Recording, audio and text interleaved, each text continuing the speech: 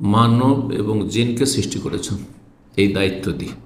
সমস্ত সৃষ্টি করেছেন মানুষ এবং জিনের, হ্যাঁ, ভোগের সামগ্রী হিসাবে, বিশেষ করে মানুষের জন্য।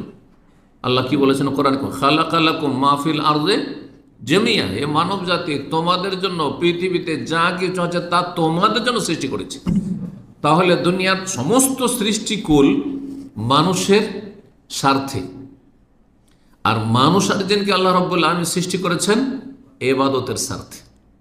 তোমাকে পাঠিয়েছে দুনিয়াতে এই জন্য যে তুমি তোমার মালিককে চিনবে, মালিক সম্পর্কে জানবে, জানার পরে মালিককে বিশ্বাস করবে এবং মালিকের একত্ব, তার কাজে, তার নাম গুণাবলিতে, তার ইবাদত বন্দেগীতে একত্ব প্রতিষ্ঠা করবে।